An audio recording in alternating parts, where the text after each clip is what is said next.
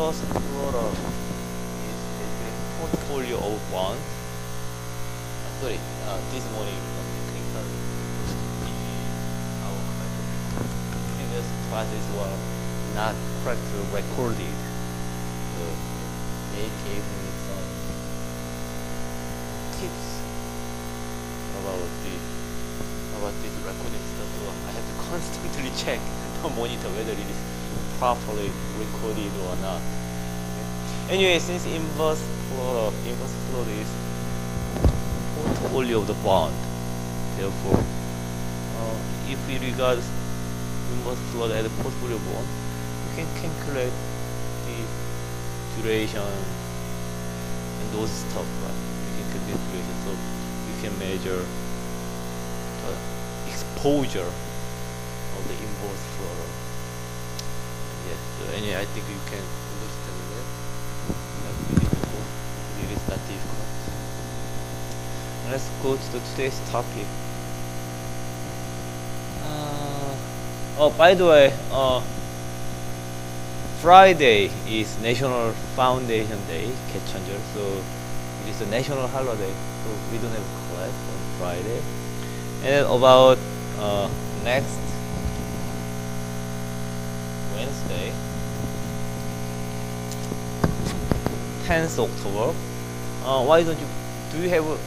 Does everyone has a laptop? Laptop, notebook. No notebook? 노트북 있어요? 같이 쓴대. Yeah. Do you have? You brought a laptop from Germany. How about you? Okay, so if everyone has a laptop, why don't you bring your laptop so we can develop option pricing model together? 유정빈 학생 랩탑 있죠? 컴퓨터 있죠? Please bring your laptop next week. And about this one.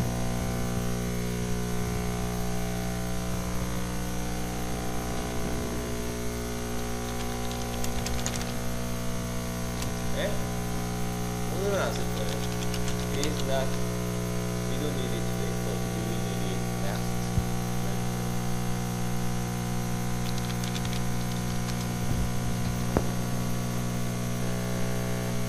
So the homework was to take lecture 4.1 to 4.3 of this one, which is term structure lattice model. How was it? Was it okay? Oh, really? Oh, yeah, it is homework for next week, so I'm sorry. Homework for this week was 3.15 trade, 3.5 to incoming dividend and Black-Scholes model finally. So, was everything okay?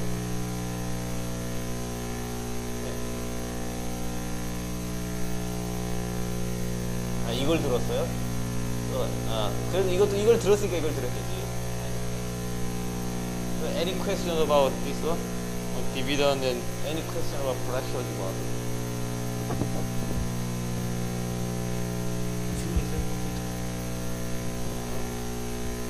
Do we have anything to discuss?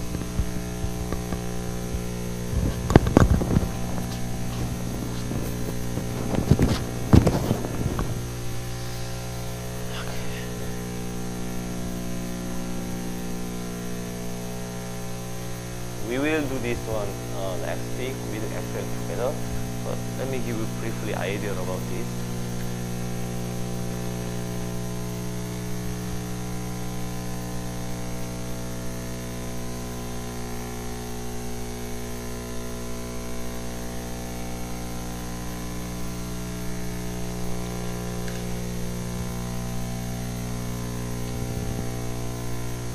Let's say interest rate. Okay, time to maturity. Let's say time to maturity first. Time to maturity, which we usually call big T. Now, let's say it is 2 years. So if we are talking about call option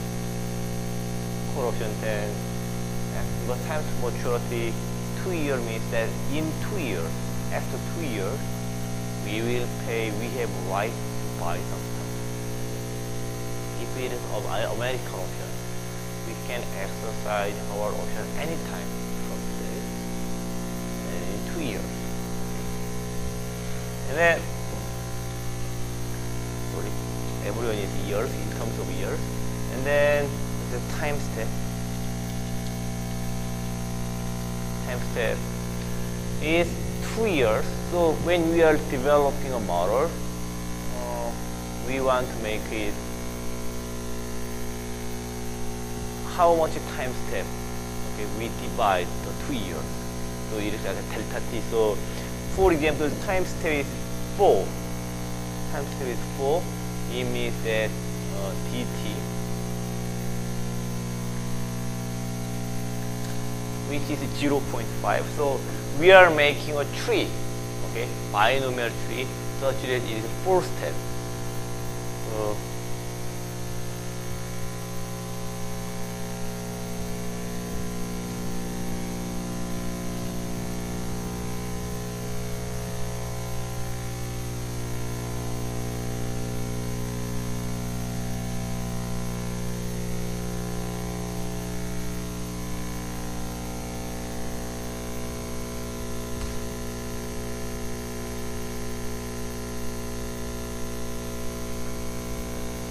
today.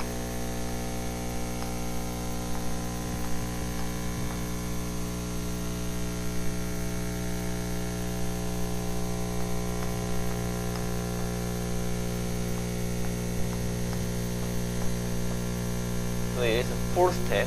So 1, 2, 3, 4. So if time to maturity is in this case 2 years, since it is a 4 step, so every time period, this is 6 months. So when I set dt as 0.5, we are basically making a model. Okay?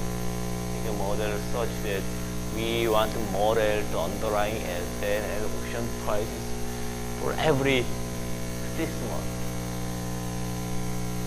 To highlight our result, if we make this times the infinity, okay, very fine, like if it is like 1000, then it is more than 1 day, right?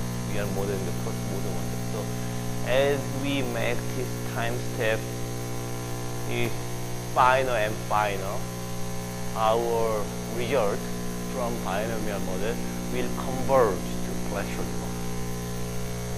I think this is explained in the link. And then we need interest rate. To make our modeling more convenient, let's assume continuous interest rate. Okay. Continuous compounding. So now everyone knows continuous compounding, right? Continuous compounding.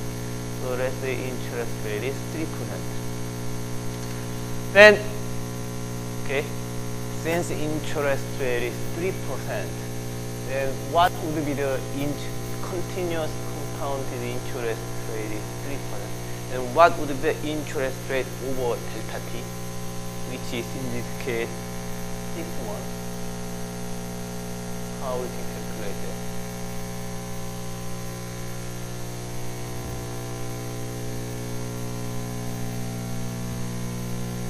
What is the formula?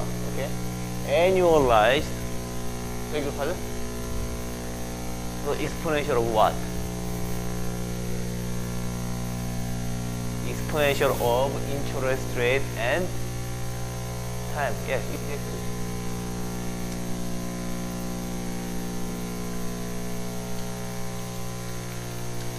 Here. So let's say R. R is exponential. This one multiplied by this one. Okay. So if you put $1 in the bank, delta t years later, in this case 6 months later, or 0.5 years later, that $1 becomes $1.15113. And then let's model stock price. Usually stock price is most important, so it should be at the top. Current stock price is what? Current stock price, let's say $100. And then we need U and T, up and down. So two scenarios, going up, going down, and up. So U, T. Down return, up return. Let's say up and down return are for the time being. Let's fix it. It is 1.1, 0.9, something like that. Okay. And it is exactly between, it is greater than R, and smaller than, up return is greater than R, and down return is smaller than R. So there is no arbitrary opportunity, as I explained earlier. Since there is no arbitrary opportunity, it means that there is a risk control. And then P, okay, so risk neutral probability.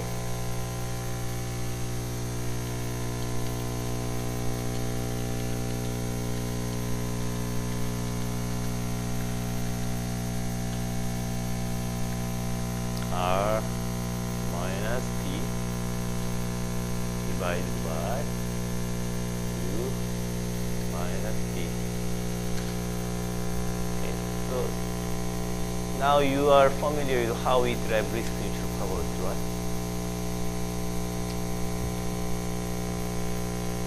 So, yeah.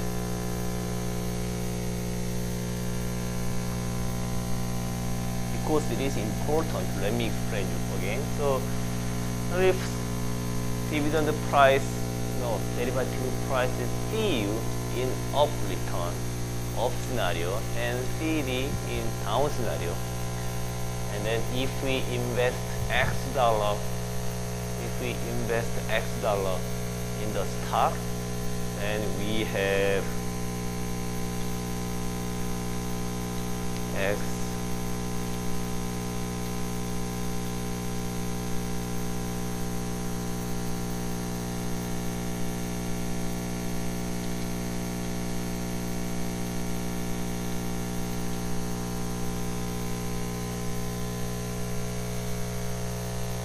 if we invest X dollar in stock, we will have XU, our position in stock becomes XU. And when stock prices go down, we have a down return, and our value in the stock position will be XD. On the other hand, if we invest Y dollar in risk-free asset, then since the risk-free rate is always R, in this case 1.15113, therefore it becomes Y multiplied by R.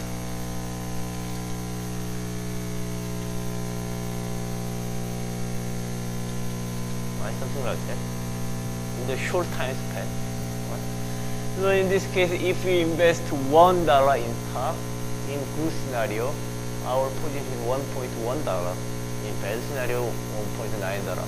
But if we invest $1 in cash or risk-free asset, it is always 1.15. So our goal is, as you remember, to calculate X and Y, and X plus Y becomes option price, right?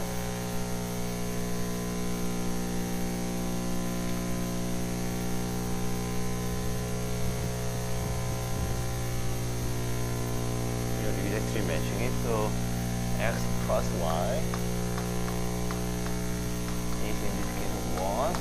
If we multiply the factor 1, 1, and then U, V, R inverse, and CU, CD, and it is our option price. You remember this one? So this is UR minus PR A1, 1. Inverse matrix is RU minus R minus B, CU, CD,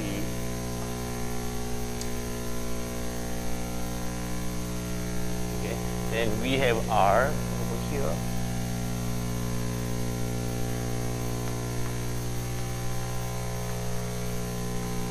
And in terms of CU, if we think of CU, CU is basically this one multiplied by CU.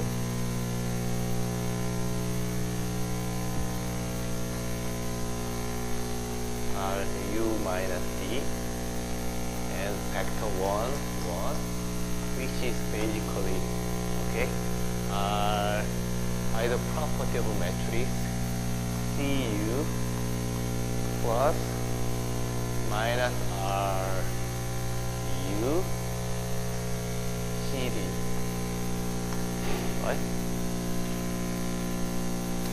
I'm intentionally doing this to refresh your memory about matrix algebra, right? I mean, in this, if for this matrix, if we multiply this factor, basically this operation same to this one multiplied by this one and this one multiplied by this one. Okay.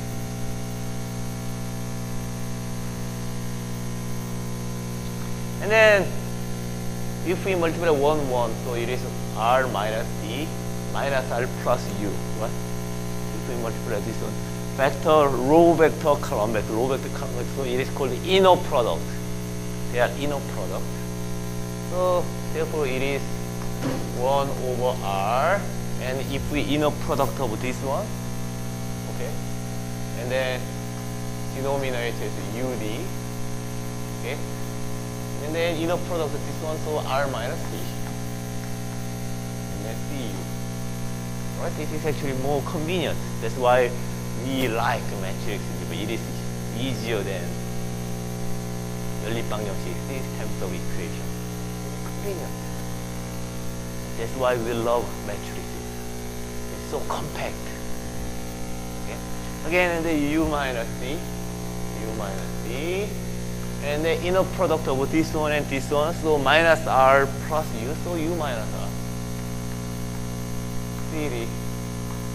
So this is the P or minus P, right? This is elegant, right? That's why we like matrix algebra. So I'm exactly doing this one, risk neutral probability. So therefore, option price is we get 1 over R and E expected value of C. But since we don't want to be confused with real life and this risk neutral world, we need a total Q. Something like this. Okay. And I'm doing this one. So idea is that we are doing this one. Okay. Calculate expected value of option next step and discounted back. And every step we do this one. Oh, by the way, I didn't tell you what this formula is so important. So basically option price D0 is discounted value of future cash flow for actually any asset, not only for any asset. Asset price is simply expected value of future cash flow and discounted at risk-free rate, but not in real world, but in the hypothetical world. This is so important, and every asset price is done by this way. So this is so important and fundamental that we call this a fundamental theorem of asset pricing. Wow, such a grand name, right? Fundamental theorem of asset pricing. No wonder, because we can do every asset price this way. Let's Google it. Okay. Fundamental theorem of asset pricing. right? Fundamental theorem of asset pricing. There are a lot of links, right? More fundamental theorem of asset pricing everywhere. Okay, risk glossary. Fundamental theorem. You can read this. Okay. You can read this. Yeah, and then this is the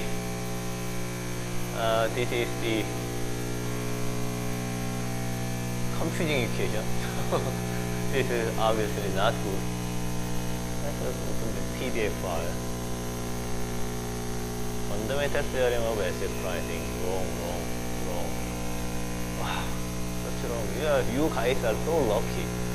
Even in order to understand the fundamental theorem of asset pricing, I mean, for example, this link, they provide such a long and like complicated discussion about it, but what a simple version of it. Right? So you are all lucky to learn this complicated, important one in single like a middle school mathematics.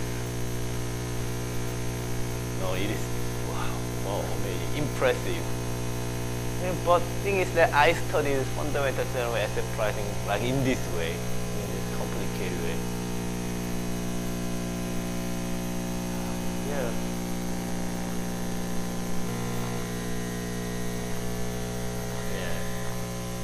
I think this is the fine, but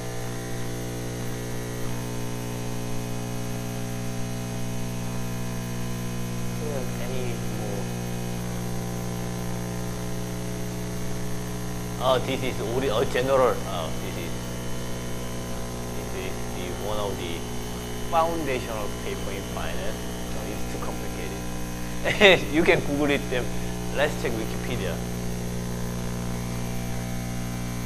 Wikipedia is too simple in this case. There is no even equation, so this is not good. Fundamental theory where arbitrary finance provides necessary subsidiary conditions for a market to be arbitrarily free. Yes, I explained to that as far as there is no arbitrary. If arbitrary free, there is a risk neutral world. It means that we can do this one. Right? That's what for a market to be complete. Well, arbitrary pursuit is a way of making money. Blah blah blah. The first important is that it ensures a fundamental pro-market model compared to this other typical problems with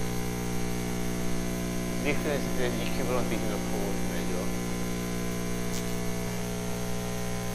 Well, I think mine is better. This is fundamental theorem of asset pricing. Okay. So this is we are applying fundamental theorem of asset pricing. Okay.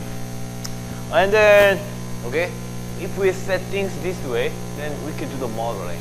So first thing is that we have to model asset price dynamics. Okay.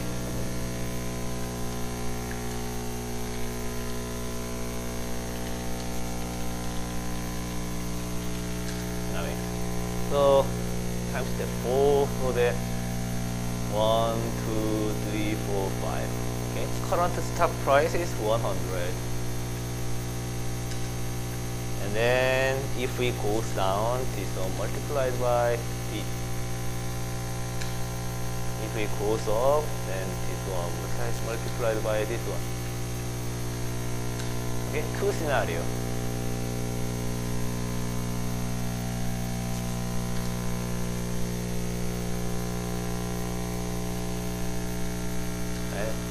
Okay, go down again, go down again, go down. So 1, 2, 3, 4. Okay, and then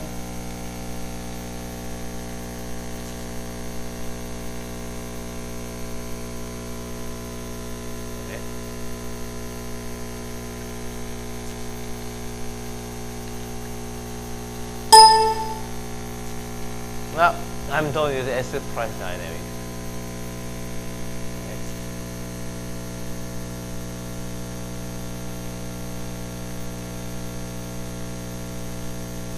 So yeah, basically because they meet, so for example this one multiplied by up or this one multiplied by down. In this case, I multiply this one multiplied by up, but exactly the same one is actually this one multiplied by down. Okay. they are same. Because they, because they always meet in the tree. So, okay, this is asset price dynamics. And then next, we can develop derivative price dynamics. Okay.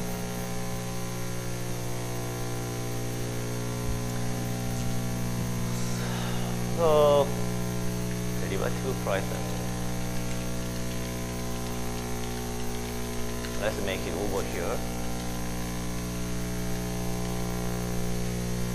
Okay. So in the derivative price dynamics, we make last one first. Okay. We are developing it from backhand. And then derivative price, let's say it is a call option. Okay. Call option with exercise price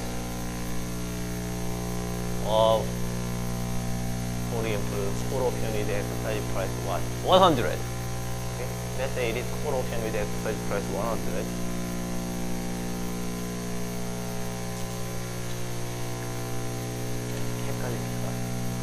Then max this one minus 100 and 0.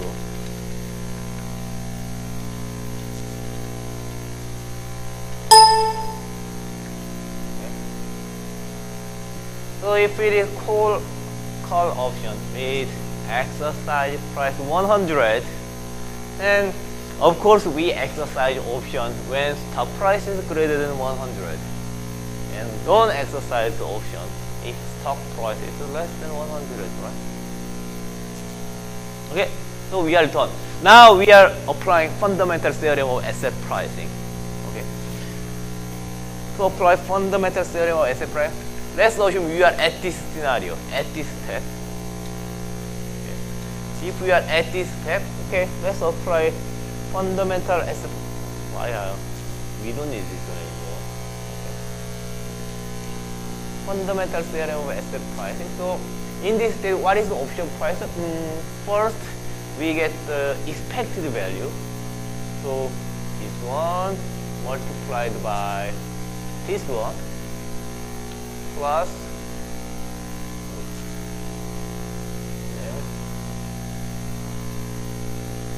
and then this one.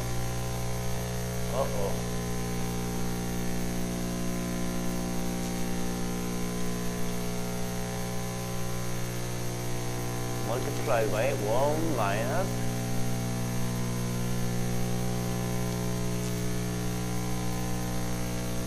this is such a fun. So this is expected price, right? So expectation, this one, this is probably this one multiplied by this one, and this one multiplied by 1 minus 1. This is expected price, right? And then next, we can simply discount it back. Discount it with R. Therefore, okay. Then in this point, using the fundamental theorem of asset pricing, we got derivative price over here. Okay. 그리고 two scenario. This is what we learned last week, and we can do the same thing. And in this case, again, we can calculate the expected value of this one and this one, and discount it with this one. And in this case, 0, 0, so it is 0, 0, 0, so it should be 0.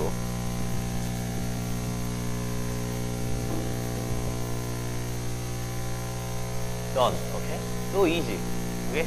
In this case, again, we apply fundamental theorem of asset pricing again and compute.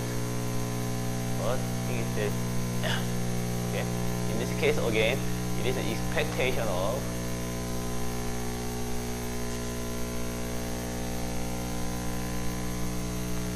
again same. We calculate using this risk neutral property. We get expectation of this one, and discounted with this one. Okay, so then we do this one again. So finally, option price is what? Therefore, option price is 10.8 round 83. So easy, right? Isn't it beautiful? Right. So we got option price. Okay. And then if you make model such that this n time step is just 4. If we make fine grade, then it will convert it to the flexible pricing model. But actually there is one minor thing I missed. Couple of you asked question about the source of this up return and down return. This one looks arbitrary, right? This one looks so arbitrary. And then in binomial tree model, there is a very convenient way to set this up return and down return, which is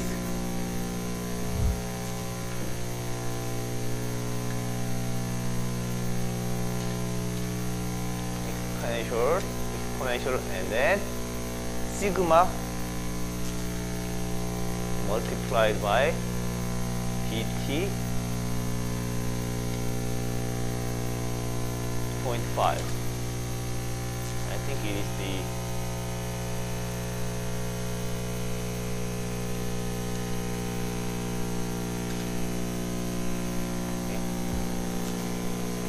there is a way use this one, actually this one. In this case, t is time to maturate, n is step, so t minus I.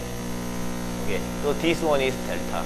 Okay, delta, and then this one exponential of sigma over delta t. Okay, delta t. This is one way of setting u. This is not my preferred way. Actually, I don't like this way much, but this is anyway most popular way and textbook way. Okay, so this one. And then this is simply inverse of this one. Plus minus. Okay. Okay. So let's say sigma is like annualized volatility or sigma volatility.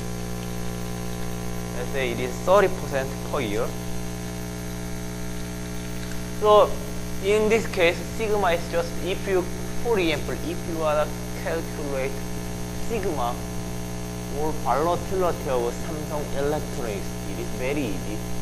You get past like 1 year data, and get the stock return. Stock return is the ratio between the yesterday price, stock price. You will get daily return and get the standard deviation of it, and it becomes a daily volatility. And you can multiply root of 200 around 50 instead of root 365, but we have to count only business day. So if you multiply root 250, then it becomes annualized volatility, right? Alternatively, you can get weekly return data and calculate the standard deviation and multiply root 52, it becomes again volatility, right? So it is annualized stock volatility of stock returns. So it is very easy to calculate, 30%. So if we apply this one, then exponential of this one multiplied by dt 25, and this one is 1 over simply this one. Okay, we are done. Okay, we are done. We have now everything. There is a reason why we set this one. If we set this one, then if we set asset return this way, if we set asset up return and down return this way, then we can match the dynamics of asset price, this one, into the dynamics in risk neutral world. Basically, that's the basic idea. Okay. I can explain later. Anyway, if this is complete model. Now, in this setting, if we set time step like a lot big, then this model, this one comes with the exact value of the flexible option price. Of course, in this case, there is problem. If we change time step into the 100, then this tree should be bigger, right? So you have to make a big, like a code to model this one, okay? To make such that the size of the tree, whenever you change the time step, the size of the tree should change as well. So it has to be calculated. This is again not difficult either if you know Excel Visual Basic or other mathematical programming tools. It is not difficult. But anyway, you know the idea, right? You don't even need that kind of skill actually. You can make just a big tree in 2 Excel sheets, like 100, then you can get approximately reasonably good answer. So, of course, in this case, if you make Excel file of the binomial tree, you should not change this one, of course.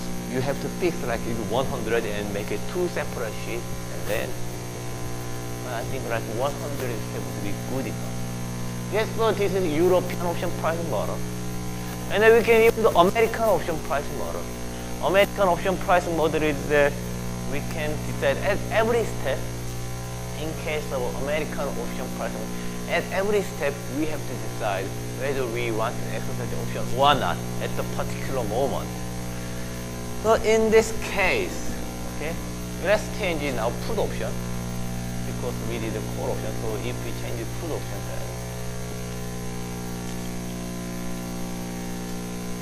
then in case of put option,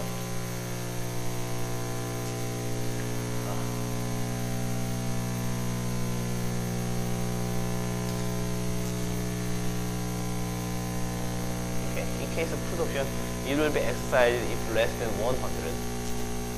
Then 100 is, I think it is, let's make it slightly. 왜 이게, 그렇지. 이걸 slightly,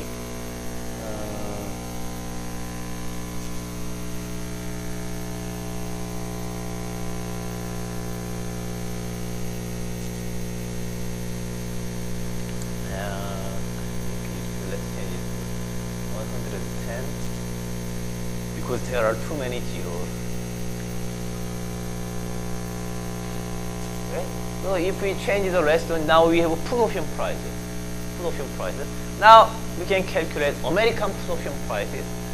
For American put option, the rest terminal at the terminal stage payoff is the same, because at the last day, because it is the last American option means that we can exercise the option anytime we want until the maturity. But since we are already in maturity, that is usually so. American option and European option price should be same at the maturity, right? Because we are already at the maturity. But one step before, 6 months before maturity, now we can decide whether to exercise put option or not. Okay? So if you don't exercise put option, if we don't exercise put option, my option price is 0. Right? If we exercise put option, then at this stage, stock price 188. It means that we can sell this one at 110. Right? Of course, it is still 0. Okay? But anyway, we have to compare our max this one. This is the called continuation value. Value of option that we continue to hold that option. And then we have to compare that continuation value with exercise value right away. Exercise value is, of course, since this is my exercise price was 110, okay, 110, and then I can sell this one, my asset 110, so this one, and then, right.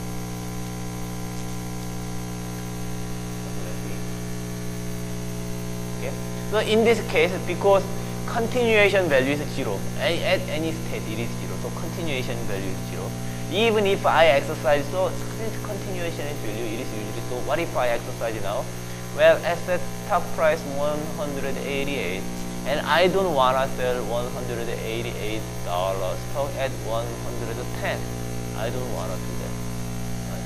So it is still 0. Let's go next page. It is same. It is so.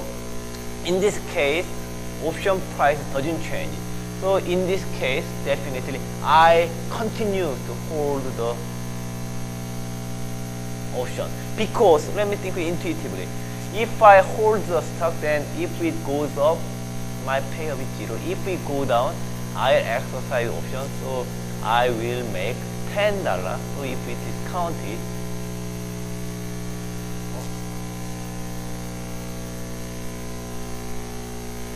discount it, I make like around $5.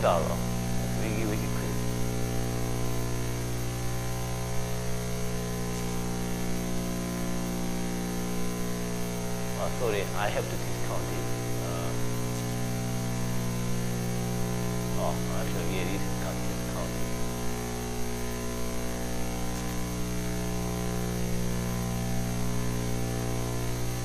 Yeah, discounted. So, but thing is that, but if I exercise the option right now, currently the stop price is 123. So if I exercise option right now, actually I lose money. In the put option, I don't wanna sell $123 stock at 110. That does not make sense, right? Therefore, it is natural that I continue to hold. I don't exercise the option, put option, and I continue to hold it. The value of option is exactly same to continuation value. Okay.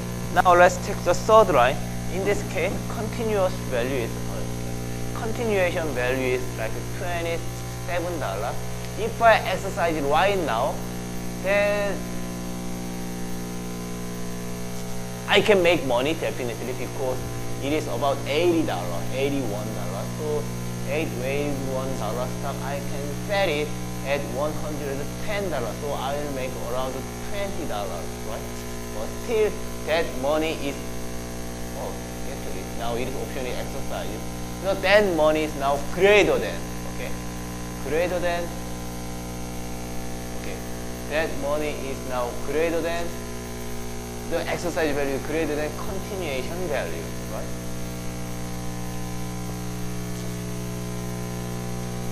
Right? Continuation value. So if I exercise right now, I'll make this dollar. So this one is exactly the same. So in this case, exercise value is greater than continuation value. So actually, I exercise it right now. So I don't hold the put option until maturity. Instead of holding, I exercise it right now because in that case, I generate higher paper. Let's take last one. This is continuation value, right? If I exercise the option right now, then what I make is this one. So I have to compare this one and this one. And which one is greater? This one is greater. So I have to exercise the option, not continue to hold. Okay, so let's check it. Make.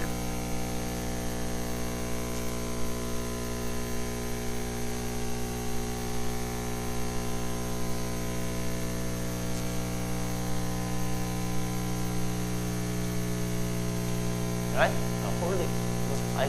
So in this case, it doesn't matter. In this case, I continue to hold. In this case, I exercise option. In this case, I exercise option. Same. We can do the exact same. In this case, this one is continuation value. And if I exercise it right now,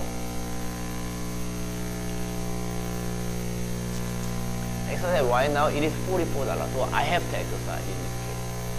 So let's do it. Change it. In this case, this is continuation value. Same. In this case, I will not exercise the option because if I exercise the option right now, I'll just make $10. If I continue to hold it, my value is $17. So I hold it. This is continuation value same, and I do the same thing. So now, American put option price is $20. That's interesting, right? You know what I'm doing? Again, let's think about, again, another complicated, strange option. Now let's say that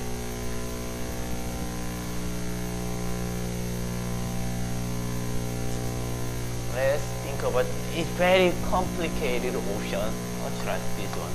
Cosine, now sine of x. Minus 0.1. Okay. This is a very complicated option. Okay, so let's think about this one.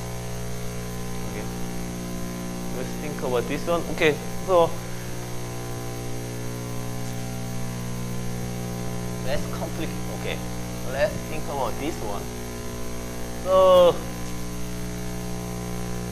suppose there is a Goldman Sachs person dropped by your office and he wants to sell this kind of option. They give this one at the terminal period. And then in addition, it is like American option such that this is the final payoff, and then at every period, actually you can sell this contract.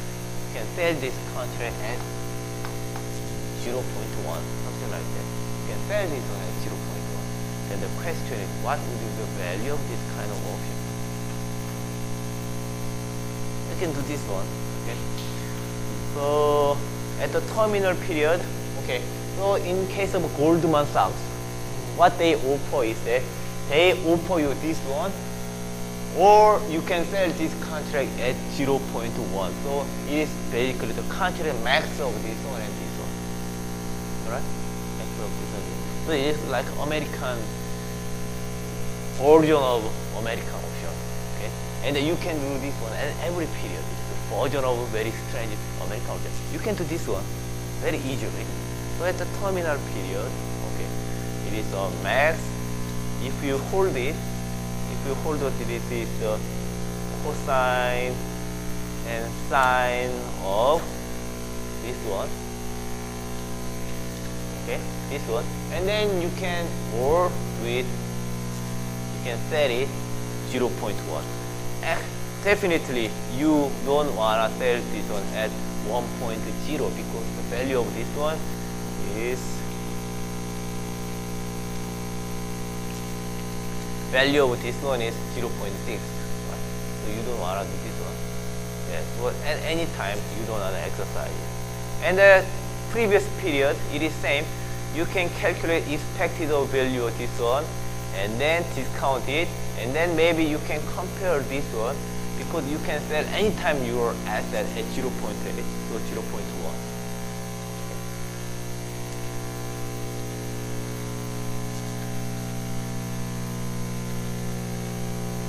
And then therefore, value of this contract is 0.73.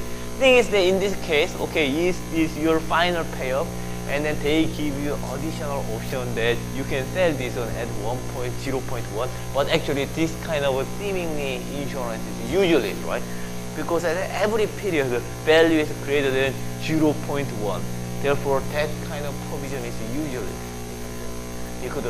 because you never exercise this one in any case. And then the value of this contract, okay? What a powerful, right? So if you use this tool, you can evaluate any contract in the world. As there is only one underlying asset.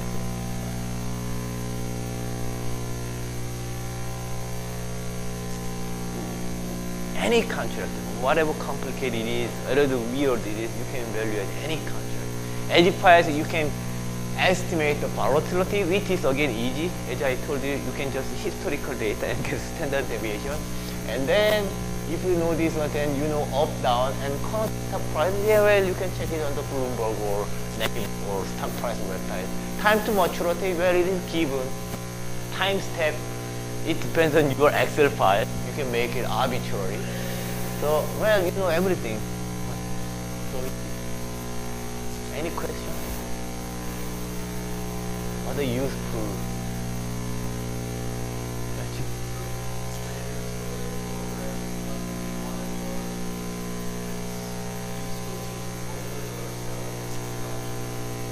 Yes, you guessed it. This is used in real life.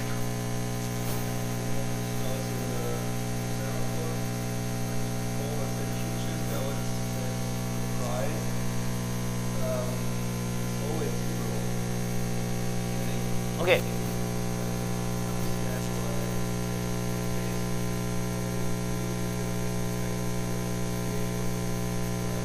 Let's think about it. Okay. Yes, that's a good question. It doesn't have to be zero, but people said it's zero because it's convenient. But since you asked futures and forward question about future forward, I have to change it to this option. This is a tip I learned today. And then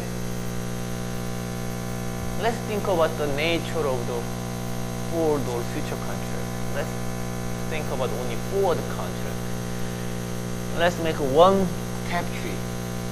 This is stock price, and then say, and then stock price go up or go down.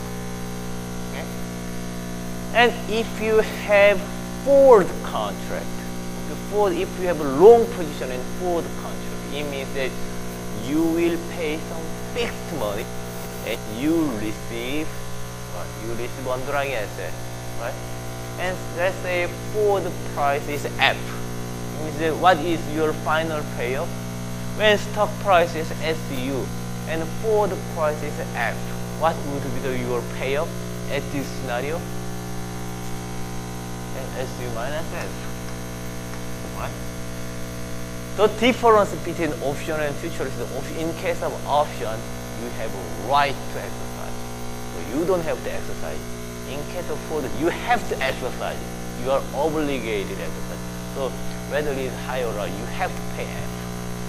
Therefore, it doesn't even in our test, you have to pay F as well. Okay? And then we are interested in the price of this one. What is the price of this kind? So it is the, you shouldn't be confused. F is called the forward price. What I'm trying to calculate is value of this forward contract. So this one is the value or the price of forward contract. Okay, you shouldn't be confused. And this F is called forward price. Okay, so forward price and the price of forward contract are different. And what forward price is given in the contract. And the price of the forward contract should be calculated. And then how we can calculate it? Again, we can use the fundamental theorem of asset price. Okay. If we calculate fundamental theorem of asset price, then what would be this one? It is the right.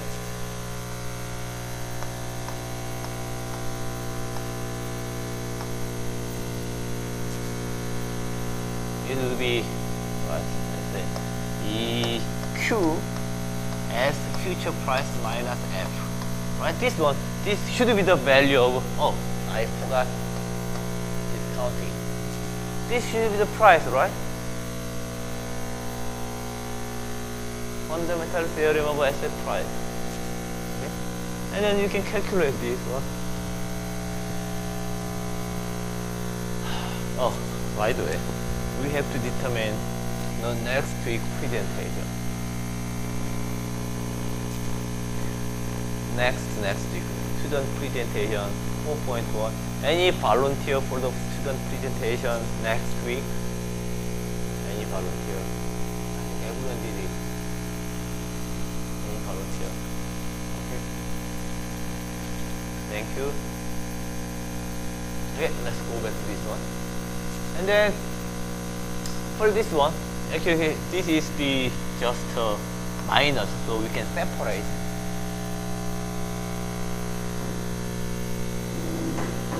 So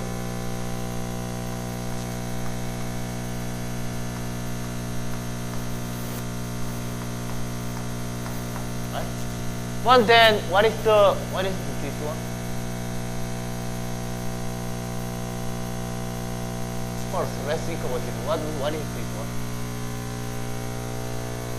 What is the expected value of future stock price? This should be R multiplied by S, right?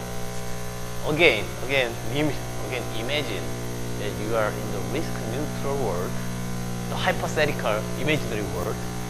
In that case, everyone is risk-neutral. So, if you buy stock, then you will make this one. The value of your stock will be this one. If you, instead of buying stock, if you put money in the bank, that one should be this one. Because return is the same, should be same, because risk doesn't matter. It should be same. And what is the expected value of F? It is simply F, right? Expectation of constant is constant, right? So this is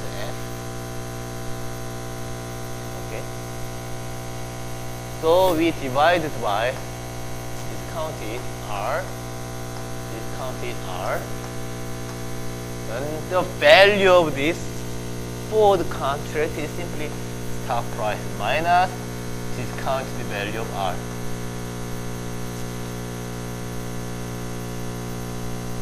Right? This is done.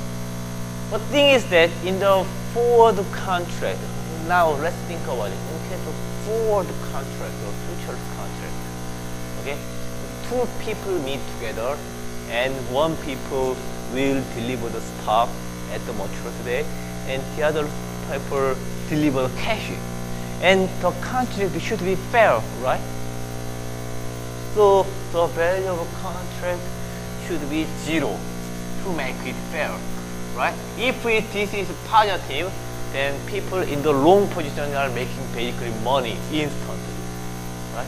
If it is negative, people in the short position instantly make money. So if it is positive or negative, they will not meet each other at all. So it should be 0. If it is positive or something, we can adjust this one anyway. So it is convenient to make this one as 0, right? So the value of contract should be 0, so then both sides are fair, right? If it is this is 0, if this is 0, what should be the value of f? Okay, what should be the f? And f is simply, right, this is 0, so s multiplied by r. Okay, and then therefore it is stock price multiplied by EA R delta RT. It is time to maturity. RT is a formula.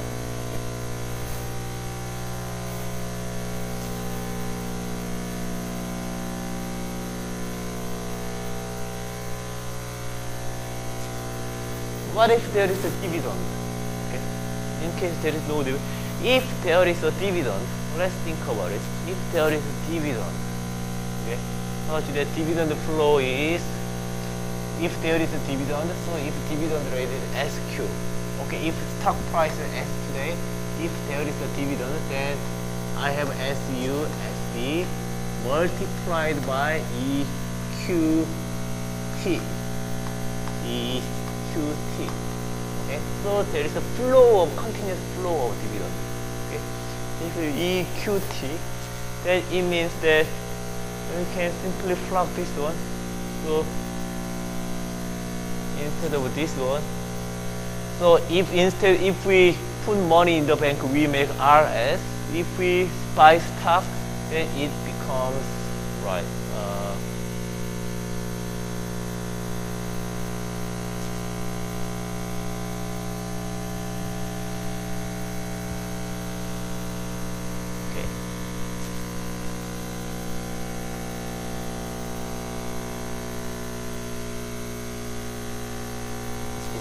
Same.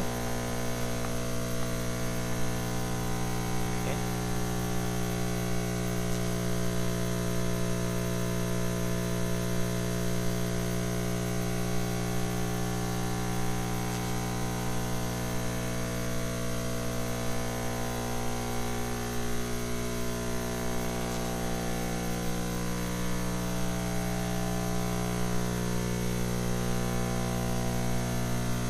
And then if we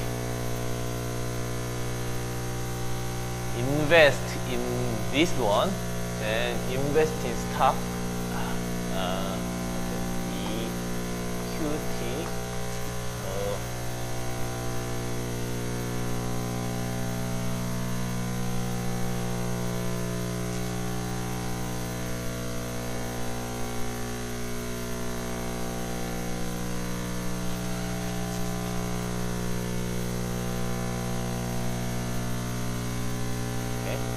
then I need okay, expected value of stock. Okay, expected value of stock. So if you, let me explain this way. If you buy stock, the final value would be, expected value of stock would be this one in the maturity. But thing is, if there is a dividend, and having a stock and putting money bank, it shouldn't be same, because if you buy stock, okay, you have what you will have in the end is that not only the expected value of stock, but also you have a cash flow, additional cash flow from dividend, right? So if you take into account that additional cash flow from dividend, that capital value, that appreciation of the stock price should be smaller than the value without dividend, exactly by the amount of dividend, because so we have to change this one.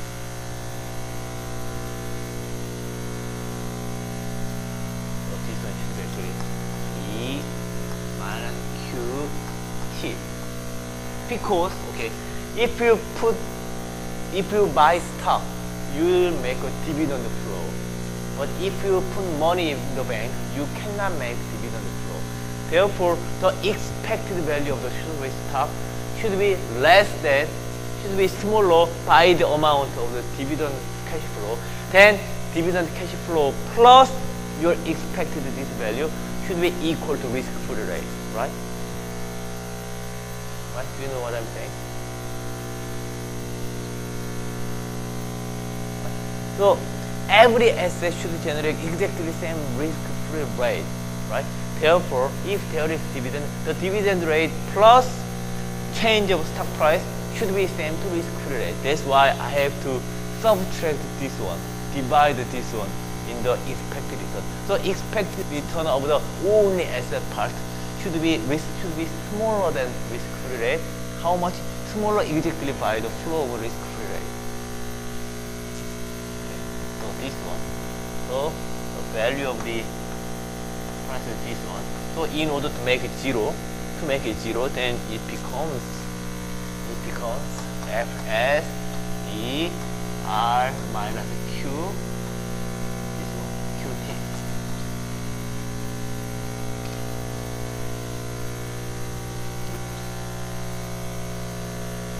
Again, we are applying fundamental theorem of asset class.